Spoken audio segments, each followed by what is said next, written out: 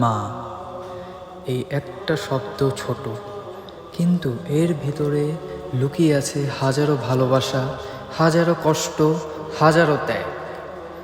তোমার এই পৃথিবীতে আসার পিছনে যিনি ছিলেন, সেই মানুষটা আজ কোথায়?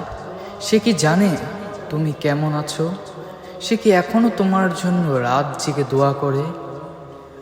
মায়ের মর্যাদা ইসলামে এত বেশি যে প্রিয় নবী মুহাম্মদ সাল্লাল্লাহু আলাইহি ওয়াসাল্লাম 3 বার বলেছিলেন, তোমার সবচেয়ে বেশি হকদার কে?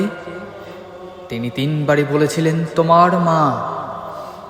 3 বার বলার পর তিনি বললেন, তোমার বাবা। সহিহ বুখারী। আল্লাহ কোরআনে বলেন, ওয়াবিল ওয়ালিদাইনি ইহসানা। এর অর্থ, তোমরা পিতামাতার সঙ্গে সত্য ব্যবহার করো। সূরা আল ইসরা 23 নম্বর আয়াত। প্রিয় দর্শক, চলুন একটি সত্য ঘটনা শুনি। একজন তরুণ, খুবই সফল, বড় অফিসার, রয়েছে দামি গাড়ি, শহরে মাঝে বিলাসবহুল ফ্ল্যাট, কিন্তু তার মা বৃদ্ধাশ্রমে। অনেক বছর ধরে সে মায়ের কোনো খোঁজ নেয়নি। মা চুপচাপ অপেক্ষা করতেন, হয়তো একদিন ছেলে আসবে। কিন্তু একদিন সেই ছেলে ফোন পেল, আপনার মা মারা গেছেন। সে দৌড়ে গেল বৃদ্ধাশ্রমে। গেটের সামনে থেমে গেল, বুকের ভেতর হাহাকার। মায়ের ঘরে ঢুকে দেখল একটা চিঠি রেখে গেছেন মা।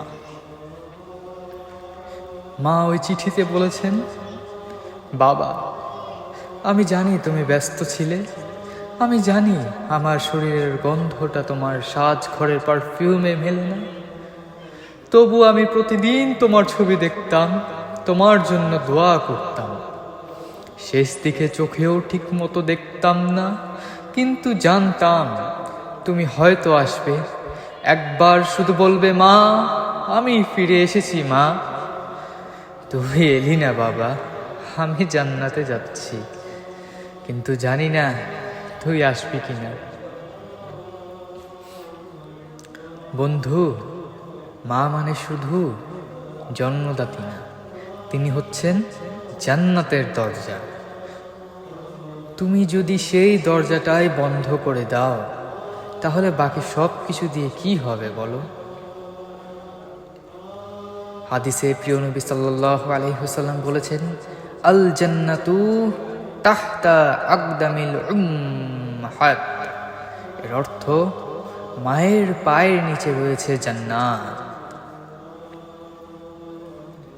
আমরা আজ বড় হওয়ার পথে সব কিছুই চাই, মান, যশ, টাকা, ফলোয়ার, নামি দামি মোবাইল, গাড়ি, কিন্তু ভুলে যাই ঘরের এক কোণে বসে থাকা এক মা, যিনি হয়তো আজও আমাদের জন্য দোয়া করছেন। তুমি কি জানো, একজন মা যদি দোয়া বন্ধ করে দেয়, তোমার সব সফলতা আগুনে পুড়ে যাবে। আজ রাতে একটু সময় নাও, তোমার মায়ের পায়ে হাত রেখো, বলো, মা, আমাকে মাফ করে দাও মা। মা, তোমার জন্য আমি জান্নাতে যেতে চাই মা।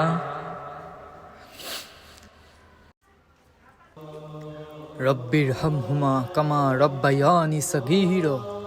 আল্লাহ, আমাকে ও আমার পিতামাতাকে ক্ষমা করো, আর তাদের প্রতি দয়া করো, যেন তারা আমাকে ছোটবেলায় লালন পালন করেছিলেন। বন্ধু, যদি তোমার মা এখনো বেঁচে থাকেন, তাহলে তুমি তো ভাগ্যবান। তাকে জড়িয়ে ধরো, কারণ একদিন সেই মাই আর থাকবে না বন্ধু। আর যখন থাকবে না, তখন কান্না করে বললেও, মা, আমি ভালো ছিলাম না, আমি তোমাকে সময় দেইনি, তবু ফিরে আসবে না সে। এই ভিডিওটা যদি তোমার হৃদয় ছুঁয়ে যায়, তাহলে প্লিজ একবার মায়ের পায়ের নিচে বসে দোয়া চাও, আর এই ভিডিওটা শেয়ার করো, যাতে আরেকটা ছেলে বা মেয়ে বুঝতে পারে মায়ের দোয়ার কতটা মূল্য। ট্রুথ ভয়েস, সত্য রহমান, হৃদয়ের কণ্ঠে। সকলকে অসংখ্য ধন্যবাদ ভিডিওটা শেষ পর্যন্ত দেখার জন্য। ভালো লাগলে লাইক, শেয়ার, কমেন্ট এবং চ্যানেলটাকে সাবস্ক্রাইব করে আমাদের পাশেই থাকবেন। অসংখ্য ধন্যবাদ। আল্লাহ হাফেজ।